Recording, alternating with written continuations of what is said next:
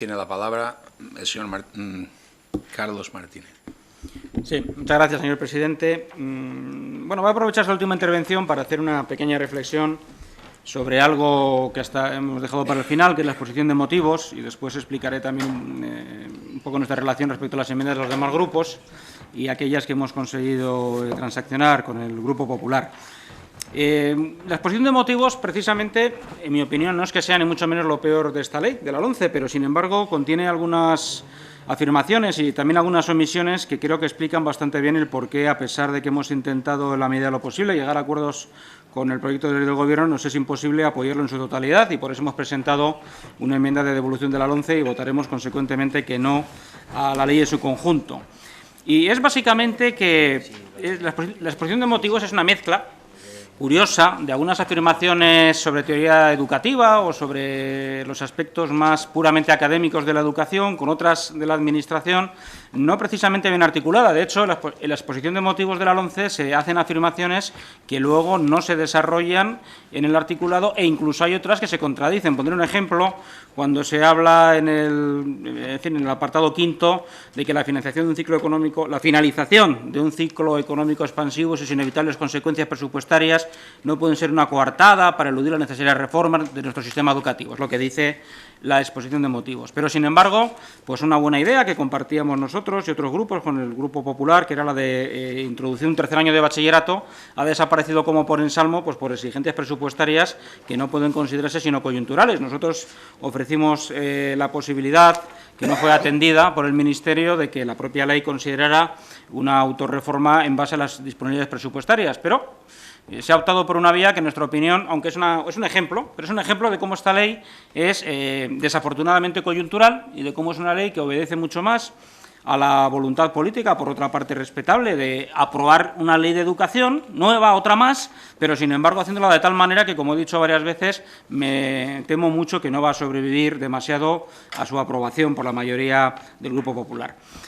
No solamente por sus características educativas, en las que no estamos de acuerdo en la mayor parte de los grupos, sino también por este tipo de concesiones a la coyuntura. Una ley de educación, como una ley que atiende una cuestión básica encima de carácter orgánico, no puede ser coyuntural, y esta lo es. Lo mismo que le ocurre también, que ha hecho un esfuerzo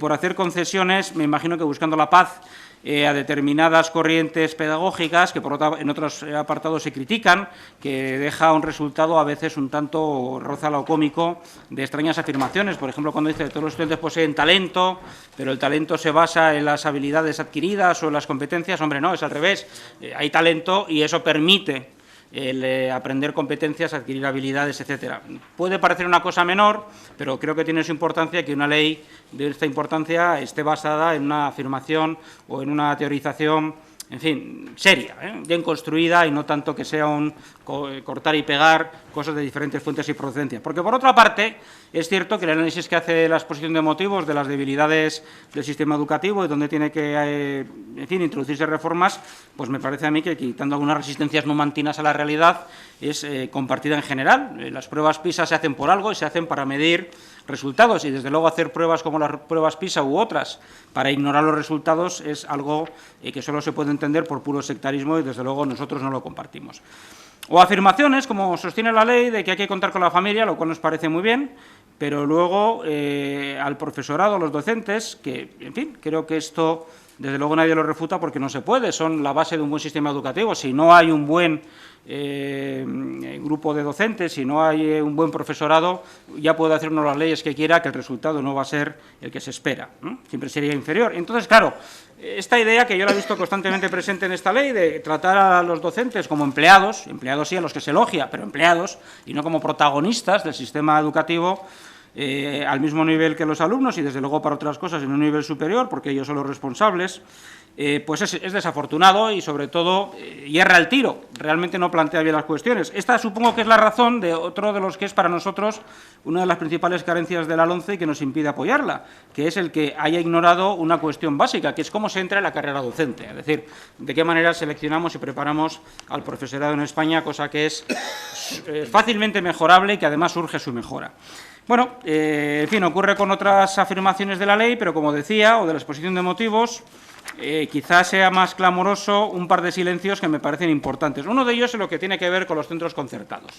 Nosotros, lo he dicho muchas veces, nuestro grupo cree que es bueno que exista el sistema de conciertos con centros educativos privados, pero tiene que haber un principio que rija esa relación, y es que un centro concertado, puesto que recibe dinero público, ha de exigírsele lo mismo en cuanto a resultados educativos que a los centros públicos. Y también respecto a una de las cosas que quedan pendientes y que la ley tampoco toca, como la manera de seleccionar el profesorado, que consideramos debería de ser igual, es decir, mediante concursos públicos. En fin, aquí hay una serie de cuestiones pendientes que nuestro grupo presentará en forma de iniciativas legislativas esta legislatura, pero el hecho de que la LOMCE lo evite y no entre, pues nos parece otro de sus puntos flacos. Es decir, vamos a ver, el que haya un sistema de conciertos educativos no debería nunca entenderse como una cosa del libitum y de que aquí cada uno tiene el concierto que le da la gana, y sin embargo no se ha garantizado que el régimen de conciertos tiene un control público suficiente, que haya una dación de cuentas, una evaluación de los resultados. Yo espero, me gustaría que esto fuera así, que cuando se vean las enmiendas en el Senado, como me han dicho responsables del Grupo Popular,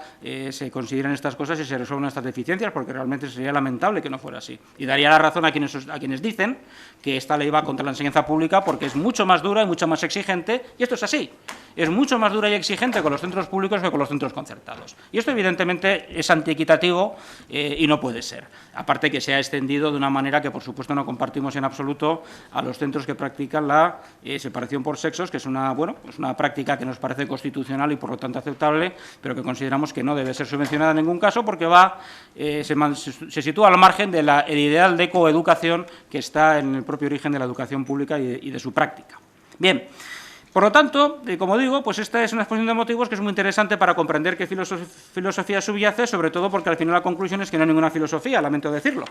Es decir, que es como decía, un corta y pega de cosas distintas, no siempre coherentes, y que, bueno, en fin, dejan sobre todo también algunos silencios clamorosos. Me refería al del control de los centros concertados, que me parece importante desde el punto de vista de la equidad, de la transparencia y del control público, de la dación de cuentas, pero, por ejemplo, no se dice nada y se elude algo que, en nuestra opinión, ya sé que es una opinión un poco compartida, pero me parece que es una opinión sumamente sólida, es uno de los problemas del sistema educativo en España, que es su fragmentación. Es decir, el hecho de que tengamos 17 subsistemas educativos crea muchísimos inconvenientes, por poner inconvenientes puramente educativos. Es una barrera muy seria para la movilidad tanto de docentes, de profesorado, como de estudiantes, de alumnos.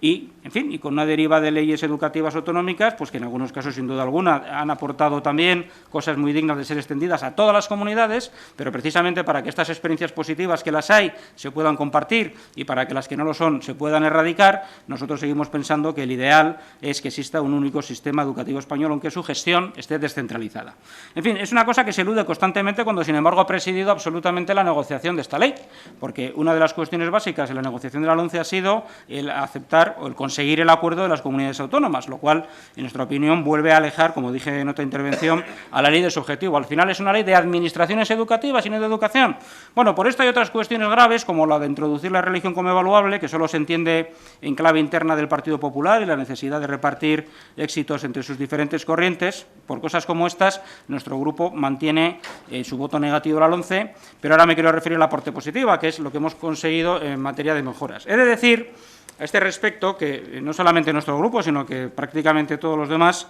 han hecho enmiendas que, sin duda alguna, mejoran la LOMCE. Por lo tanto, nuestro grupo va a votar enmiendas de prácticamente todos los grupos que han presentado enmiendas, porque creemos que sí, que contribuyen a mejorar la ley, que nos parece algo absolutamente fundamental. Es verdad que, debido a las malas prácticas de comunicación política, que sin duda todos somos corresponsables de ellas, mucha gente no entiende bien que uno esté contra una ley globalmente y, sin embargo, apruebe enmiendas o pacte enmiendas que la mejoren. Bueno, pues es un buen momento para explicarlo. Se puede estar en contra de una ley globalmente, pero, sin embargo, nuestra responsabilidad como parlamentarios es tratar de contribuir a su mejora o al menos a minimizar daños, como se dice en ocasiones, ¿no? Y creo que este es uno de ellos. Bueno, nosotros hemos conseguido una serie de acuerdos con el Grupo Popular. Lo que no comprendo, por cierto, y aprovecho esta ocasión para decirlo, es que algunos grupos lo hayan tildado de poco menos que una aberración el llegar a acuerdos parlamentarios, que cuando ellos llegan a esos acuerdos, sin embargo, está muy bien.